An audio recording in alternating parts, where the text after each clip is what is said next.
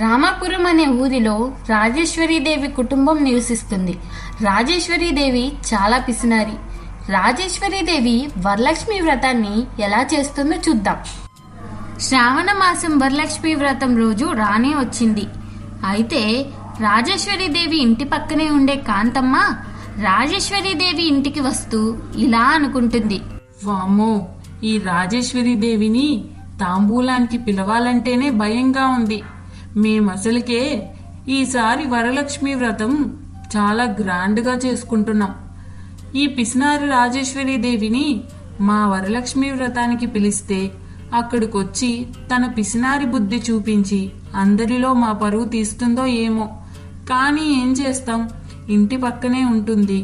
మరీ ఇంత గ్రాండ్గా చేసుకుంటూ ఇంటి పక్కనున్న వాళ్ళని పిలవకపోతే ఎలా అని పిలవడమే అని భయపడుతూ రాజేశ్వరి ఇంటి పక్కనే ఉన్న కాంతమ్మ రాజేశ్వరి దగ్గరకు వెళ్తుంది.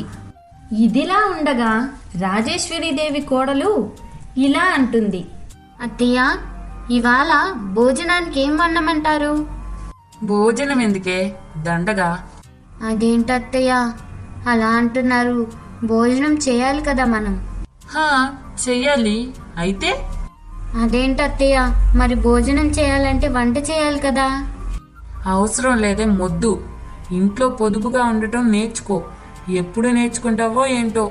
రాజేశ్వరీదేవి మాటలు ఏమీ అర్థం కాని రమ్య మౌనంగా ఉంటుంది. ఇంతలో గడప దగ్గర నుంచి కాంతమ్మ పిలుస్తుంది.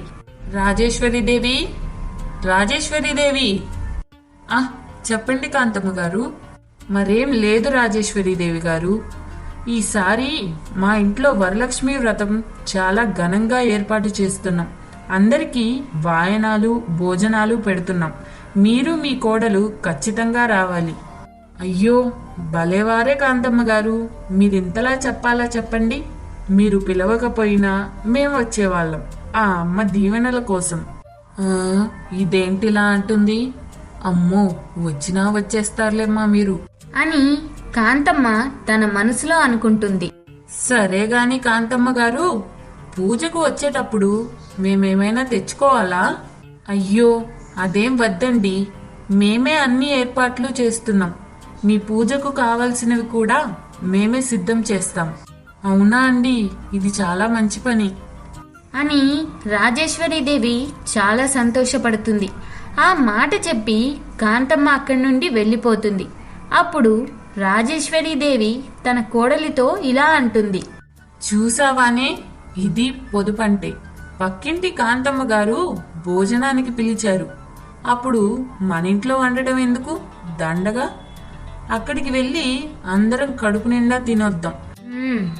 అక్కడికి వెళ్ళి తినడమే గాని ఎవరికైనా పెట్టేది ఉందా అని తన కోడలు రమ్య మనసులో అనుకుంటుంది. ఆ తర్వాత ఇలా అంటుంది. అవునత్తయ్య, ఈసారి అందరూ వరలక్ష్మి వ్రతం చాలా ఘనంగా జరుపుకుంటున్నారు. మనం కూడా జరుపుకుందాం అత్తయ్య. అందరికీ వాయనాలిద్దాం. నోరు ముయ్యవే. వాయనాలంటే ఉత్తమాట. దానికి ఎంత ఖర్చు ఉంటుంది? అమ్మవారికి మనసారా దండం పెట్టుకున్నా సరిపోతుంది. ఇలా ఆర్భాటాలేం అవసరం లేదు. త్వరగా వెళ్ళి రెడీ అవ్వు, మళ్ళీ అక్కడ వాయనాలు అయిపోవచ్చు. ఈవిడ పూజకు తొందర లేదు గాని వాయనాలు అయిపోతాయని మాత్రం తొందరగా ఉంది అని తన మనసులో అనుకుంటుంది.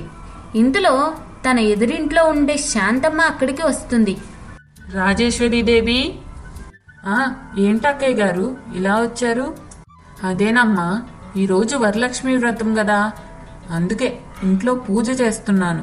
అందరికీ వాయనాలు కూడా ఇస్తున్నాను. ఓ అవునా అక్కయ్య? అవును రాజేశ్వరీదేవి, నువ్వు మీ కోడలు మధ్యాహ్నం పూజకొచ్చేయండి. అలాగే అక్కయ్య గారు, మీరంతలా చెప్పాలా చెప్పండి అంటుండగా తన కోడలు రమ్య మనసులో ఇలా అనుకుంటుంది. అబ్బా, కోతికి కొబ్బరి చిప్ప వచ్చినట్టు ఎంత ఆనందం వస్తుందో మా అత్తయ్యకి. ఇలా ఫ్రీగా దొరుకుతుంటే అందరి దగ్గర తీసుకోవడమే గాని పెట్టడం లేదు. అవును రాజేశ్వరి, నీ కొడుక్కి మొన్ననే కదా కొత్తగా పెళ్ళయింది. కొత్త కోడలు ఇంట్లోకి వచ్చింది. వరలక్ష్మి వ్రతం పెట్టుకోవచ్చు కదా. అవునక్కయ్య, కానీ చాలా ఖర్చు అవుతుంది కదా వరలక్ష్మి వ్రతం అంటే. నీ పిసినారి బుద్ధులు పోనిచ్చావు కాదు కదా. ఇంత ఆస్తి ఉంది, ఏం చేసుకుంటావు? నీ పిసినారితనంతో ఏం కట్టుకుపోతావు చెప్పు? దేవుడు పూజకు కూడా ఖర్చు చేయని నీ ఆస్తి ఎందుకు అని చెప్పి శాంతమ్మ అక్కడి నుండి వెళ్ళిపోతుంది. ఆ మాటలు సీరియస్ గా తీసుకున్న రాజేశ్వరీదేవి తను కూడా వరలక్ష్మి వ్రతాన్ని జరుపుకోవాలని నిర్ణయించుకుంది. చూద్దాం మరి ఈ పిసినారి రాజేశ్వరీదేవి వరలక్ష్మి వ్రతాన్ని ఎలా జరుపుకుంటుందో, అందరికీ వాయినాలు ఇస్తుందో లేదో. అమ్మా రమ్య, నువ్వు కూడా అడిగావు కదా మనం కూడా వరలక్ష్మి వ్రతం జరుపుకుందాం అత్తయ్యా అని. అలాగే జరుపుకుందాంలే.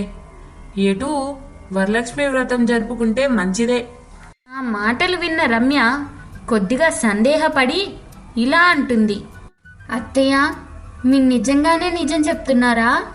అవునే ముద్ద, నిజంగానే చెప్తున్నాను. నువ్వేమైనా నా బామ్మర్దివా నీతో జోక్ చేయడానికి? సరే అత్తయ్య, పదండి మరి షాపింగ్కి వెళ్దాం. షాపింగ్ ఎందుకే? అదేంటత్తయ్య, పూజ తర్వాత వాయనాలు, పూజకు కావలసిన సరుకులు సామాన్లు అన్నీ తెచ్చుకోవాలి కదా. ఏమీ అవసరం లేదు. అరే అదెలా కుదురుతుంది అత్తయ్య?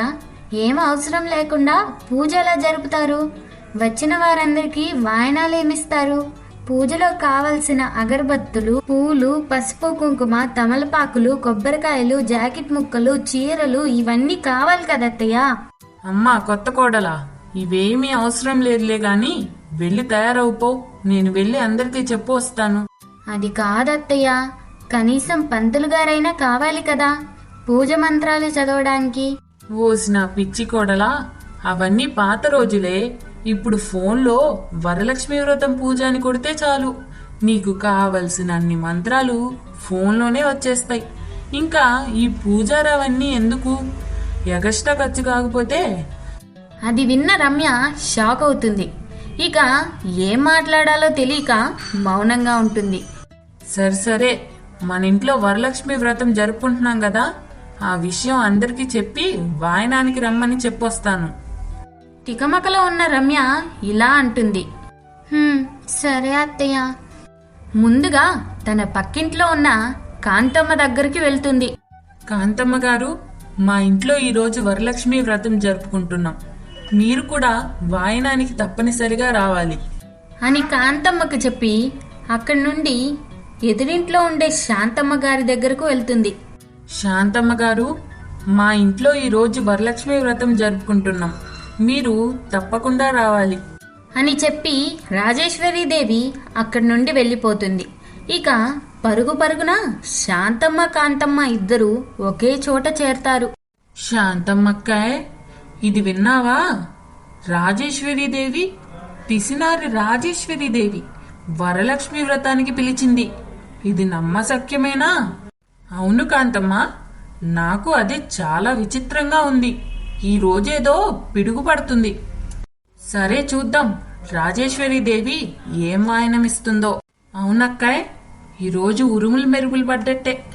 అలా అనుకొని వారిద్దరూ తమ తమ ఇళ్లకు వెళ్తారు. కొంతసేపటి తర్వాత, అత్తయ్య నేనైతే రెడీ అయ్యాను, కానీ ఇంట్లో కనీసం పూజ చేయటానికి సామాన్లు కూడా లేవు. మీరేమో పక్కింటి వాళ్ళనందరినీ పిలిచారు, కానీ వాయనాలవి ఎలా ఇచ్చేది? అబ్బబ్బా, నీ సందేహాలతో నా బుర్ర తినేస్తున్నావు కదే. అదంతా నేను చూసుకుంటాను, నీకెందుకు దిగులు అని అనగానే రమ్య అమాయకంగా ఇలా అంటుంది, సరే అత్తయ్య.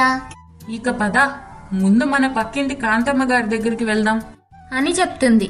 ఇక వాళ్ళిద్దరూ పక్కింటి కాంతమ్మ వాళ్ళింటికి వెళ్తారు. అక్కడ వెళ్లిన తర్వాత రాజేశ్వరీదేవి మరియు తన కోడలు పూజ చేసుకోవడానికి పూజా సామాగ్రి మొత్తం కాంతమ్మే సిద్ధం చేస్తుంది. అందులో అగరబత్తులు, కర్పూరాలు, కొబ్బరికాయలు, జాకెట్ ముక్కలు ఇవన్నీ పెట్టి ఉంటాయి. పూజ చేసేటప్పుడు పంతులు గారు చెప్పిన మాట విని అగరబత్తులు వెలిగించండి అన్నప్పుడు అందరూ అక్కడ ఉన్నవి వెలిగిస్తుంటే రాజేశ్వరీదేవి మాత్రం అగరబత్తులు ఒక ముక్క విరిచి అమ్మవారికి వెలిగిస్తుంది. తన కోడల్ని కూడా అలాగే చేయమని చెప్తుంది. అమాయకురాలైన రమ్య సరే అని అత్త చెప్పిన మాట ప్రకారమే చేస్తుంది. ఇక మిగిలినవన్నీ జాకెట్ ముక్క, కొబ్బరికాయలు, అట్టిపళ్ళు, పసుపు, కుంకుమ తన కొంగులో కట్టుకొని కూర్చుంటుంది. పూజ పూర్తవుతుంది. ఆ తరువాత కాంతమ్మ రాజేశ్వరీదేవి దగ్గరకు వచ్చి వాయనమిస్తుంది. ఆ వాయనంలో పూలు, పళ్ళు, ప్రసాదాలు, చీర, పసుపు, కుంకుమలు ఉంటాయి. తనతో వచ్చిన తన కోడలకు కూడా అలాగే వాయనమిస్తుంది. అదంతా చూసిన రాజేశ్వరీదేవి మొహం పొంగిపోతుంది. చాలా సంతోషం కాంతమ్మ గారు, పూజ చాలా బాగా జరిగింది. మీరు కూడా మా ఇంటికి వాయనానికి తప్పకుండా రండి. ఆ మాట విన్న కాంతమ్మ కొంచెం భయంగా ఇలా అంది. సరేనండి, తప్పకుండా వస్తాను అని చెప్పి ఇక ఆ అత్త కోడలిద్దరూ ఎదురింట్లో ఉంటున్న శాంతమ్మ గారింటికి వరలక్ష్మి వ్రతం పూజకు వెళ్తారు.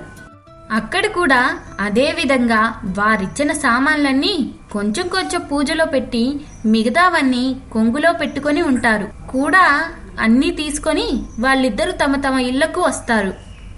అత్తయ్య, వాళ్ళ ఇంట్లో పూజ బాగా చేశారు కదా. సరే కాని ఇప్పుడు వాళ్ళు మన ఇంటికి వాయనానికి వస్తారు. కానీ మనం మాత్రం సరుకులేమీ తీసుకురాలేదు. కానీ ఇప్పుడు మనం ఏం చేయాలి? ఏంటే పిచ్చి ముద్ద, ఇందాక అక్కడ పూజలో మిగిలినవన్నీ సామాన్లు ఉన్నాయి కదా, వాటితోనే పూజ చేయబోతున్నాం. అదేంటత్తయ్య, పూజలో కొత్తవి కదా వాడాలి. ఓసి పిచ్చి మొహమా, మనమేమన్నా వెలిగించి ఆర్పేసినవి తీసుకొచ్చామా? ఉన్న అగరబత్తిలో సగం ఆ అమ్మవారికి ఇచ్చాం, మిగతా సగం కొత్తదే కదా, మనమేం వెలిగించలేదు కదా. అయినా మనమేదో అనుకుంటాం గాని అక్కడ అమ్మవారైనా ఇక్కడ అమ్మవారైనా అందరూ ఒక్కటే. ఆ మాట విన్న రమ్య తన మనసులో ఇలా అనుకుంటుంది. ఓసిని చాదస్తం కాకులెత్తుకెళ్ళా, ఇందాకక్కడ అవన్నీ మిగిల్చి మిగిల్చి వాడుతుంటే ఎందుకో అనుకున్నా. ఎందుకా? వామ్మో, మా అత్త మామూలుది కాదు. అలా పంతులు గారి సహాయం లేకుండా ఫోన్లోనే మంత్రాలు పెట్టుకొని ఆ మిగిలిపోయిన సామాగ్రితో పూజను పూర్తి చేస్తారు. ఇంతలో పక్కింటి కాంతమ్మ, ఎదురింటి శాంతమ్మ రానే వచ్చారు. వారి మొహంలో కొంత ఆశ్చర్యం, కొంత భయం. ఈ పిసినారి రాజేశ్వరీదేవి ఏం వాయనంగా ఇస్తుందో అని ఆలోచించుకుంటూ ఉంటారు. అయ్యో, అప్పుడే వచ్చారా? రండి రండి, కూర్చోండి అని చెప్పి వారిచ్చిన వాయనమే వారికి తిరిగి ఇస్తుంది. అది చూసిన వాళ్ళిద్దరూ ఏమనాలో అర్థం కాక షాక్ లో ఉంటారు. ఇదేంటి రాజేశ్వరీదేవి, మే పెట్టిన వాయనమే మాకు మళ్ళీ పెడుతున్నావు? అదేంటక్క అలా మాట్లాడుతున్నావు? మీరు మాకిచ్చేసిన తర్వాత అది మాదవుతుంది కానీ మీదవదు కదా. అలాంటప్పుడు మా వాయనం మేం పెడుతున్నాం, ఇందులో తప్పేముంది అని గంట కొట్టినట్టు చెప్పింది. ఎవరు ఊహించని విధంగా వాయనాలిచ్చింది రాజేశ్వరీదేవి. ఇక రాజేశ్వరీదేవి గురించి తెలిసిన వాళ్ళిద్దరూ ఒకరి మొహం ఒకరు చూసుకొని ఏం మాట్లాడాలో తెలియక అక్కడి నుండి మౌనంగా వెళ్ళిపోతారు. ఇది ఇవాల్టి కథ. మరొక ఆసక్తి కథలో మళ్ళీ కలుద్దాం. అంతవరకు సెలవు. మా వీడియోస్ మీకు నచ్చినట్లయితే like, share, subscribe to our channel.